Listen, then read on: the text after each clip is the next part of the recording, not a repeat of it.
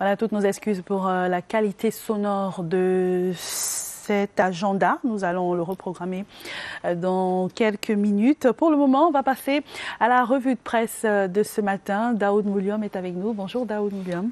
Bonjour Cathy, bonjour à la maison. Et bienvenue. La presse parle de la session au Parlement. Bien évidemment, oui, les parlementaires retournent dans leurs hémicycles respectifs. Il s'agit de l'Assemblée nationale d'une part et du Sénat d'autre part, donc qui ouvre la session de novembre, une session essentiellement consacrée justement au vote des budgets ou du moins de la loi de finances 2021. Voilà, c'est entre autres les actualités qui ont été traitées par les journaux ce matin et c'est dans le tabloïd.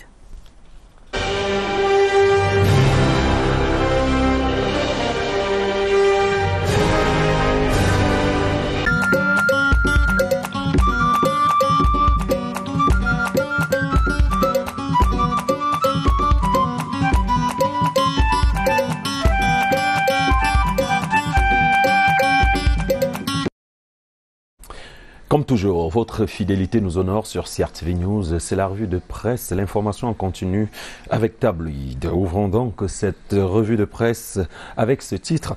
C'est la rentrée, non plus dans les écoles et campus universitaires, mais au Parlement. La une de Cameroun Tribune annonce pour ce jour donc le début de la session parlementaire du mois de novembre. Députés et sénateurs retrouvent leurs hémicycles respectifs et les travaux sont essentiellement consacrés à l'examen et au vote de la loi des finances 2021 dans un contexte bien sûr de crise sanitaire qui perdure. On parle entre autres de Covid-19, c'est-à-dire en tout cas de pages dans les pages 4 à 5 du quotidien Capitaux Publics. Tribunal de première instance de Douala Bonanjo, le procès kafkaïen des robes noires.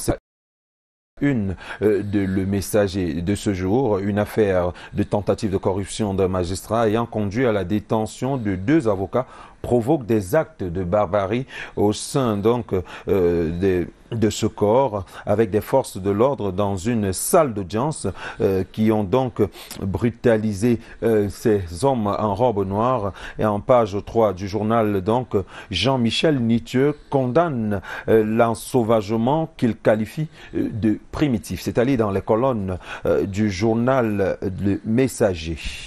Dans cette même affaire scandaleuse au tribunal de première instance de Douala Bonanjo, le quotidien Mutation constate que la force est à la loi, force à la loi donc, non pas la loi qui renvoie au texte de loi ou de droit, mais plutôt la loi qui renvoie à la considération qu'on doit à une personne ou dont jouit une personne ou ses actions. On pourrait parler de risque, avec risque de se tromper, de trafic d'influence avec des avocats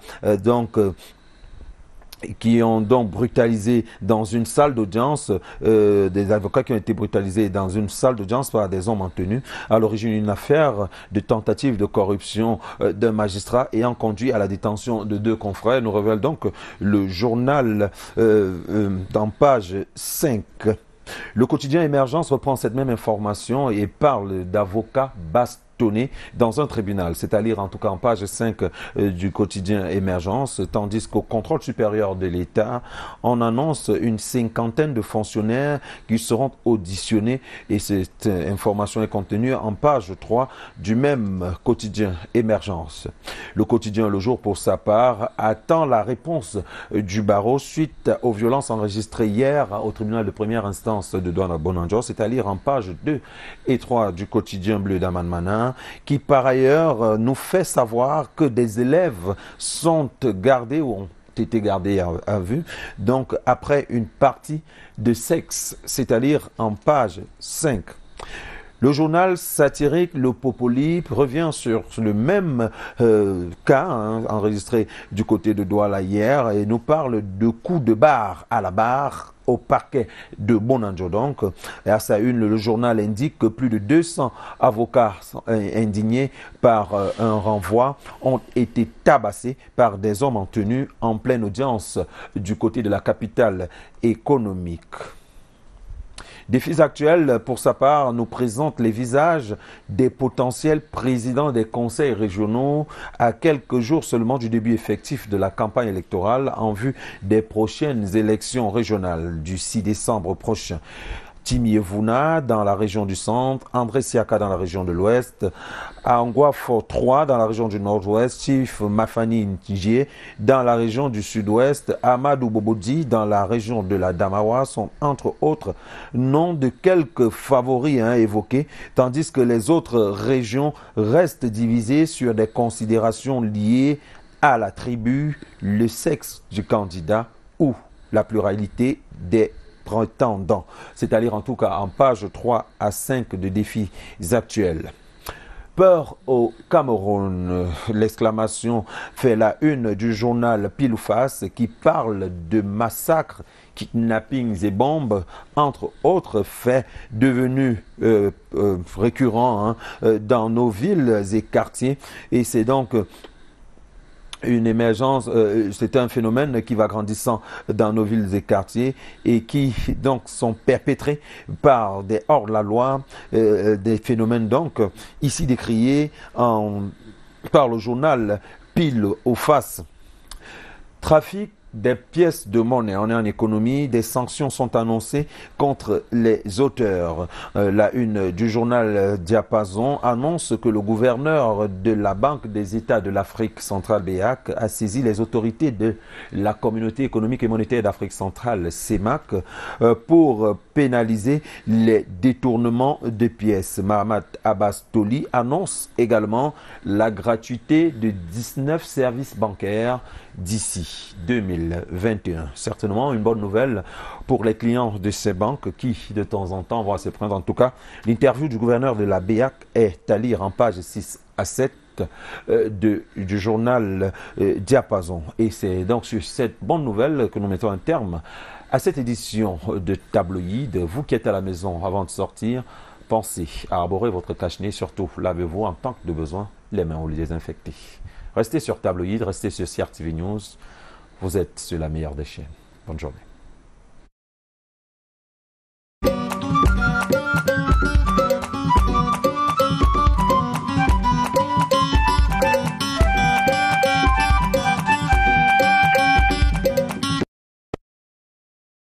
Maintenant, nous allons marquer un autre temps d'arrêt pour parler de l'actualité nationale, l'actualité des journaux. Évidemment, comme on l'a suivi tout à l'heure dans Tabloïd en français, les journaux ont consacré la plupart de leur une à la session parlementaire consacrée au budget pour l'exercice 2021, mais également plein d'autres actualités relatives, par exemple, aux élections régionales avec la formation des cadres des LECAM. Peut-être que les journaux n'en parleront pas spécifiquement ce matin. Il est avec nous, Clarence Gay. Bonjour. Bonjour Cathy, bonjour.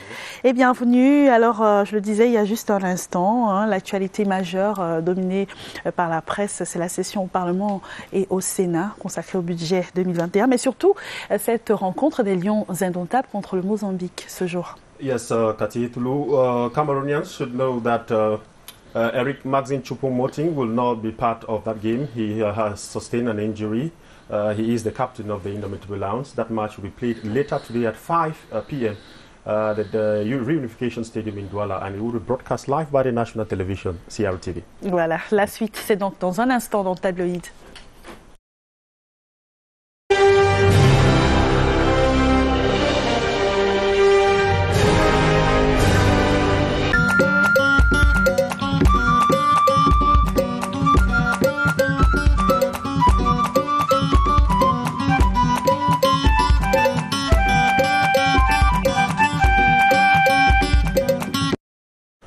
Thursday, November 12th, 2020, 49 days left to the end of this year, 2020. Good morning, ladies and gentlemen. This is Tabloid on CRTV and CRTV News. We open with the National Bilingual Daily Cameroon Tribune headlines. Session parlementaire de novembre, c'est la rentrée. That is the headline of the National Bilingual Daily. The last and the third ordinary session of Parliament for the 2020 legislative year opens in Yaoundé this day. Deliberations at the upper house. That's upper house. The Senate will be chaired by its president Marcel Nyat Jifenji. Why?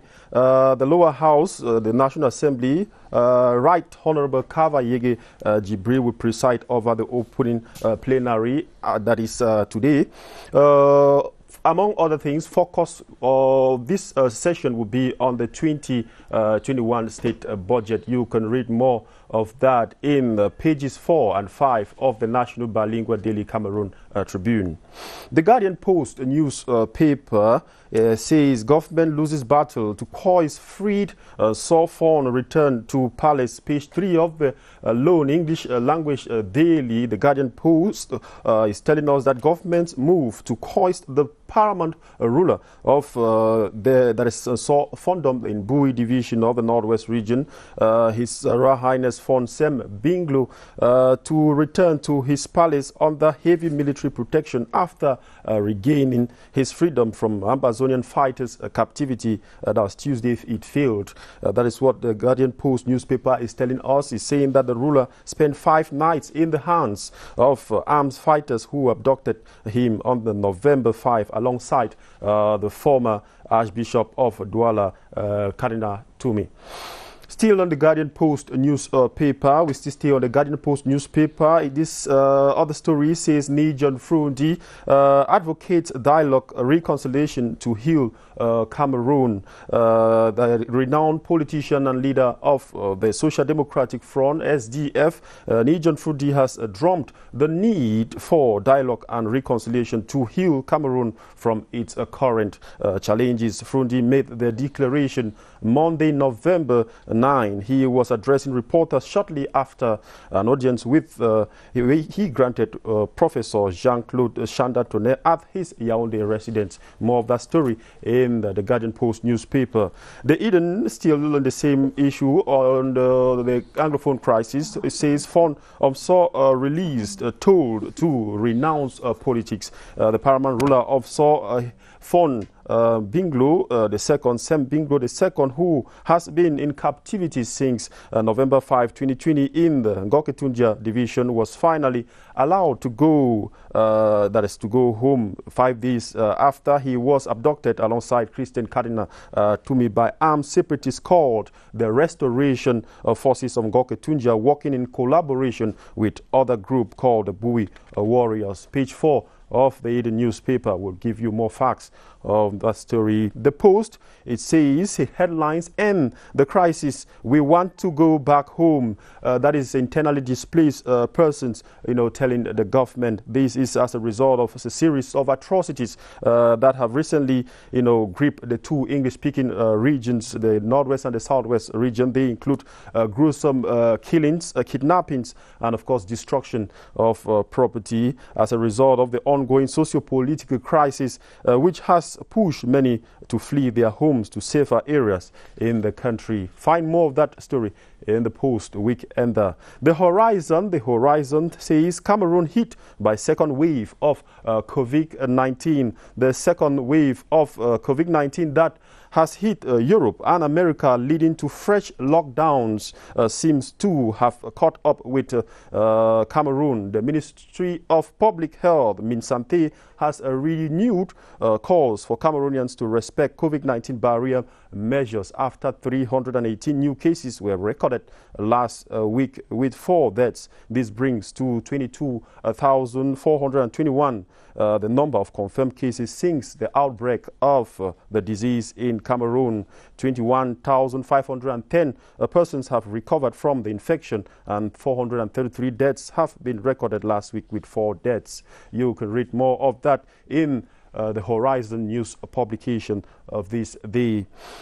Le quotidien Réalité Plus, headlines, gestion du Covid-19, le FMI donne 18,75 sur 20 à Malouda Malachi. Parlez encore, page 7 of Reality Plus. That's the headline is telling us that the Deputy Managing Director and Acting Chair of the International Monetary Fund, IMF, Mitsuhiro Furusawa, has saluted the efforts of the government of Cameroon through her Public Health Minister Malouda Malachi against the coronavirus since the outbreak of the pandemic. Reality Plus says the IMF has given the government of Cameroon a pass mark of 18.75 of 20 in containing the disease this far. And another disbursement of the sum of 87 billion CFA francs has been made available by the IMF in order for the government of Cameroon to step up her fight against the killer disease, the coronavirus. Mutation, says force à la loi. That is the headline.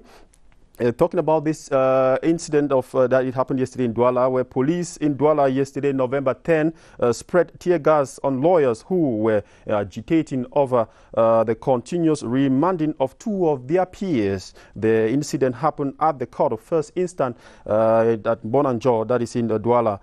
Mutation says the two lawyers had been remanded into custody after they were accused of collecting money from a client to bribe the magistrate of a case for a favor, that is to rule in favor of the lawyers. You can find more of that story in page 7 of Mutation newspaper of this day.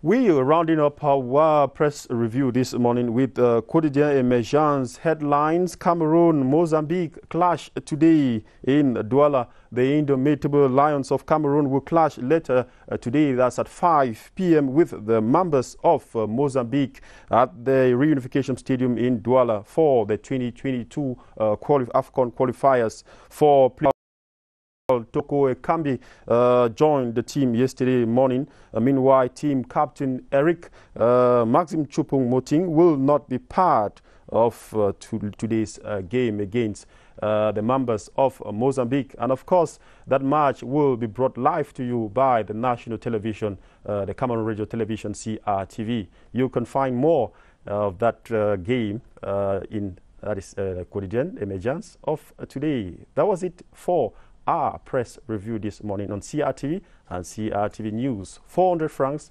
CFA. You will grab a copy and you will get yourself informed. Have a wonderful time. God bless you.